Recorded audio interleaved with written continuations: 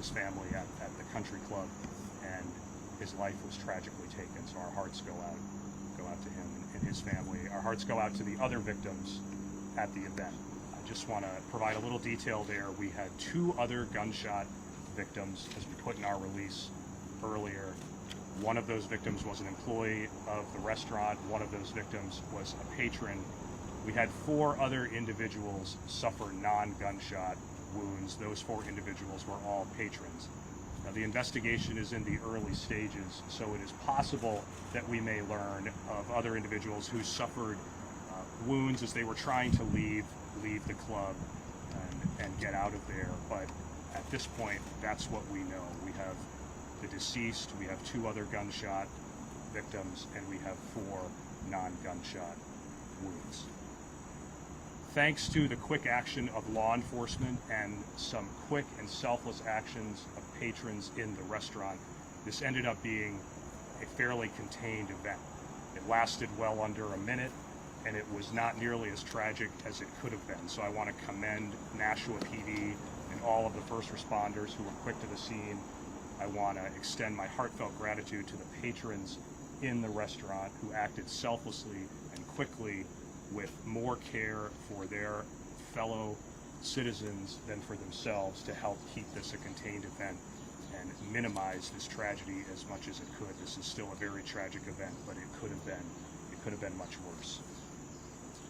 I want to talk a little bit about our suspect and now defendant, Hunter Nadeau, 23 years old. He's a Nashua resident, and as we put out earlier this morning, he's been arrested and charged with reckless second-degree murder for shooting Mr. DeCesar. As the investigation continues, we expect that additional charges will be added, but we're in the early stages, and at this point he's been charged with reckless second-degree murder. Mr. Nadeau is, as I said, a Nashua resident. He's a former employee of the club, and I want to talk a little bit about the statements he's made and what we know about his motive. There's been reports that he made certain statements such as Free Palestine, but based on the evidence we have gathered, Mr. Nadeau made a number of statements during the event, and we don't have any evidence at this time that would indicate that Mr. Nadeau was motivated by a hate-based motivation. In fact, I would say that at this point, the evidence leads us to believe that it is more likely that Mr. Nadeau was simply trying to make a number of statements to create chaos in the moment. Again, the investigation's in its early stages, and we're still gathering a lot of information. There were a lot of witnesses present. They heard different things. They saw different things. They had different perspectives. They might remember things differently. But again, at this point, we don't have any evidence to indicate that this was a hate-based act. An autopsy will be conducted tomorrow for Mr. DeCesar by the Chief Medical Examiner, and we expect that Mr. Nadeau will be arraigned in Nashua District Court by WebEx. At this point, we believe that arraignment will take place at 1 p.m. The court could always change its schedule. I want to re-emphasize the great work that law enforcement and first responders did last night, both Nashua PD and many other agencies who came to the aid of Nashua PD. I want to again commend the selfless acts of courage by the patrons in the restaurant who, again, put aside care for their own safety and work to intervene and stop the shooter and keep this a much more contained event than it may otherwise have been. The governor has been briefed. We've been briefing the governor all night, so the governor and her team have been briefed on this, and they are aware of the details, and we're in close communication with them. I know she is monitoring this closely. Other state leaders have been kept informed and are monitoring this investigation and this situation. Just want to close by saying I know this has been a really tough last half day or so for the Nashua community and the state and all of the victims affected. Again, our hearts go out to them, and we're going to continue to work to gather information, gather evidence, and get to a point where we understand the motive behind this tragic event. We're still in the early stages, and I can't emphasize that enough. We're still in the early stages. We're less than 24 hours in, but we're going to keep working. We're going to keep gathering the evidence and the information to try to identify what the motive was here. With that, I'm going to turn it over to Chief Rourke for a couple comments, and then we'll take questions. Thank you. Good afternoon. Again, my name is Kevin Rourke, Chief of Police. First, my thoughts and prayers go out to the deceased family. This was a senseless act. I would also like to commend those civilians last night who showed quick and selfless action, putting themselves in harm's way. I want to commend the officers of the Nashua Police Department for an incredible job last night. Their teamwork, their courage, and resiliency were amazing. I want to also thank our partners from our local police departments, Manchester, Hollis, Hudson, Merrimack, Hillsborough County Sheriffs, New Hampshire State Police, Mass State Police, our federal partners, the ATF, the FBI, and HSI. We also worked hand in hand with AMR, National Fire Rescue, and the Emergency Management Office from City Hall, who were very instrumental in this investigation. If I forgot an agency, I apologize in advance. This was an incredible response from our officers and our partners. These officers relied on their training. We train a lot. We train for events like this. You have a different amounts of information being reported to you. Put yourself in their shoes. You were told there were multiple shooters on a golf course in the dark, wooded areas, residential area, and then the venue. They responded quickly, swiftly, and effectively. Within 30 minutes, these officers were able to find someone and detain them who ended up being the suspect. That is remarkable. With events like this you see around the country or the world, to find someone in 30 minutes is pretty effective, pretty efficient, and they did it safely. At this time, we would take questions. I'll end my statement at that point. Hey, General, you talked about he was a former employee at Sky Meadow. You believe he was targeting someone, and did the victim stop that? We're not prepared to comment on that at this point. Again, we're trying to gather evidence and information related to motive, but the fact that he was a former employee is something we want to look further into. Was he fired recently? He hadn't worked there for about a year. I'm not familiar with his employment status when he left. And the employee that was injured with the gunshot, could you go into more details about his title at the restaurant? Was he a manager? I'm not going to go into more detail on that at this time. Can you expand on some of the statements that you said that he also stood in addition to Free Palestine? I'm not going to get into what specific statements he made other than just to reemphasize he was making a lot of different statements, and it appears to us that it's more likely that those statements were intended to create chaos during the event and that they don't really give us much of a sense of his motive. Where was he found? Can you help kind of separate between the restaurant and the wedding venue? I know there's been a little confusion. I know obviously it was chaotic for both scenes. Sure. Can you help kind of explain the layout, the proximity, and how that may have played into the... Yeah, I'm going to let the chief take that because I think he's more familiar with it. Sure, if you're familiar with the venue, as you come in, there's the reception halls, banquet halls onto the right-hand side. The first gentleman that was shot was, if you want to call him a host, but he was working for, I would say, the wedding venue as a host out here in the hallway by the bathrooms. The further incident, the next shooting, was in the Prime restaurant. Did the suspect ever go into the wedding, or was he contained to the restaurant? We don't have that information. It's still, like the general said, it's still ongoing.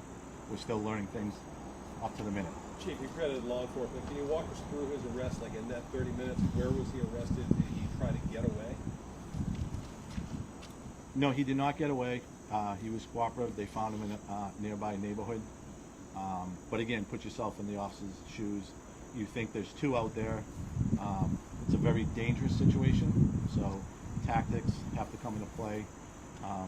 But they did find him in a nearby neighborhood. Was he still armed? I'm not going to answer that question right now. The two gunshot victims, you heard that one of them was injured. Could you just go into the conditions, the details of the conditions right now? One of them is at Mass General, and they are critical but stable. One of them was airlifted.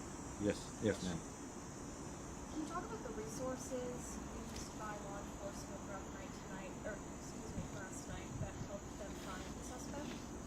Sure. There was many resources, Mass State Police, New Hampshire State Police, our own units, our own specialty units, the drone unit.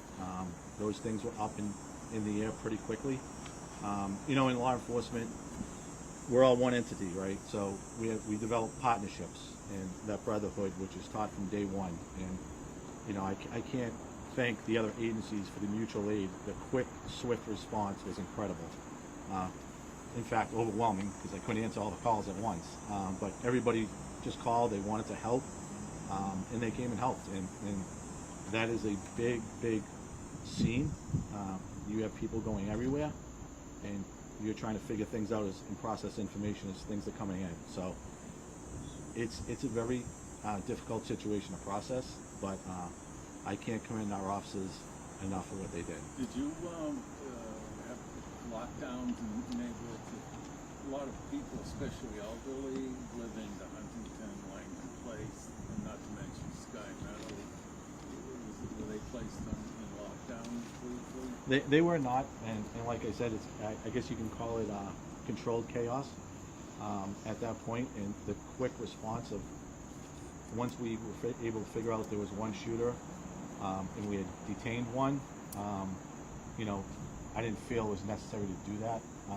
And plus you're dealing with all the injuries, the witnesses at the scene, and then where we put them up at National Fire Rescue on Spitbrook Road. So you got to get a lot of assets in there and a lot of people in there. Do we think his How long was he political inside beliefs? the restaurant, inside the venue, and did he engage with anybody as he left? That I don't know. We're You don't still know how long he was inside? I don't know. Where did the initial confusion come from about two shooters? Was it through 911 calls? I don't know. I just know that was put out there, and we're dealing with information, and you got to discard the erroneous information and then the facts, right? So we're trying to get to the facts. Through video pretty quickly. Yes. Was NATO familiar with Nashua PD and vice versa? Was he on kind of? Did you know who he was? Had he had any dealings with him in the past? That I don't know, sir. I don't know. He had Do you no think his record? political beliefs played a part in this?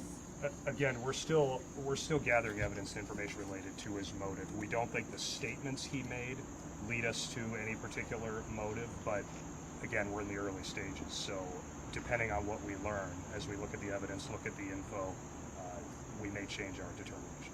Do you know how many people were in the restaurant, the wedding? How big of a wedding was it? I don't know at this time. We are working on getting people back their property that was left at the wedding, so we're looking to get the list of the wedding, so I think we would find out then. Information that I have right now, I don't know how many. The weapon was a handgun, correct? That he had, the suspect had? Yes. Was it We're his hearing from handgun? witnesses too that people opened up their homes on the property to let them shelter in place while this was going on. Just kind of your reaction to that and what you're hearing from the community in the vicinity, the immediate area that step forward. Honestly, I haven't heard that yet. You know, it's a great community. That is a great area, so I wouldn't be surprised if that's true. So, but firsthand, I don't know that for sure. Did he have a license for the firearm? As far as ownership and license of the firearm, that's information we're not going to get into at this point, and it's part of the evidence that we're still gathering. Can you please tell us about the other victims? You said 4 other people were somehow hurt. Can you tell us more about those folks? Yeah, the 4 others that we're aware of, that we think we know, it's 4 that non-gunshot wounds, and those were suffered in the course of either getting away from the event or in the intervention with the shooter. We don't expect that those are going to be life-threatening injuries, but again, it's early, and we can't get into the details of their medical treatment. Are the 2 who were shot both at the hospital right now, and are they expected to survive?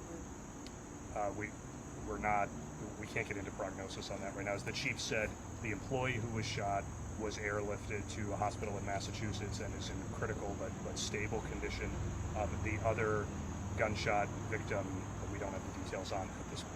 Do you know how he left the country club? Was he chased out? Did he run out on his own?